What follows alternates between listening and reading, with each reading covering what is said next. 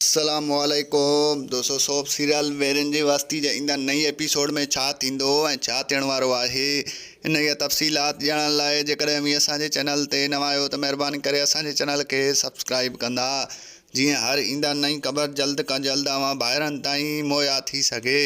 दोस्तों हाणे हलूं था ड्रामे जी तफ़सीलात जी तरफ़। ॿुधाईंदा हलूं त ईंदड़ नई एपिसोड में तव्हांखे ॾेखारियो वेंदो त हाकिम ख़ान तमामु घणे गुस्से में हूंदो, छो जो हाकिम ख़ान चवंदो त असांजे जेको आहे ॻोठ जी न्याणी केरु अगवा करे चुको वियो आहे, तव्हां जेको आहे हुनखे सख़्तु गुस्सो हूंदो।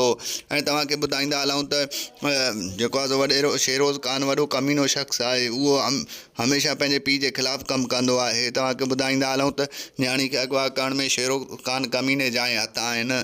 जॾहिं हुनजे पीउ बहादुर ख़ान खे ख़बर पवंदी त हिन ते सख़्तु गुस्सो कंदो ऐं चवंदो त तूं जेको आहे मूं ते वियो ई न आहीं, छो जो हुनजो पीउ त जेको आहे शरीफ़ शख़्स आहे ऐं हीउ वॾो कमीनो शख़्स आहे।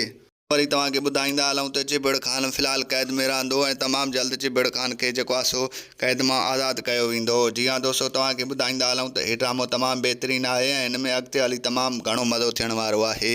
ऐं तव्हां ॿाहिरनि खे ॿुधाईंदा हलूं त हीउ ड्रामो हफ़्ते में जेको आहे सो 5 ॾींहं हलंदो, सूमर खां वठी जुमे ताईं। जी हा दोस्तों, तव्हांखे ॿुधाईंदा हलूं त सिर्फ़ु सिंध टीवी ते हलंदो ऐं हिन जो टाइम टेबल वग़ैरह सिंध टीवी ते 7 बजे हूंदो। ऐं तव्हां ॿाहिरनि खे हिन सां गॾोगॾु ॿी बि ख़ुशख़बरी ॿुधाईंदा हलूं त सिंध टीवी ते हिकु ॿियो बि ड्रामो अची चुको आहे। जी हा दोस्तों, तव्हांखे ॿुधाईंदा हलूं त उहो हुन में अदाकारी वग़ैरह त न हूंदी, बहरहाल उहो मश्करी जे हिसाब सां तमामु बहितरीनु ड्रामो हूंदो। जी हा दोस्तों, तव्हांखे मुंहिंजो रिपोर्ट कीअं लॻो कमेंट में पंहिंजो राय ॾींदा। वठंदासीं इजाज़त, मिलंदासीं हिन वीडियो में, रखंदा पंहिंजो ख़्यालु, ॾींदा इजाज़त। अल्लाह हाफ़िज़।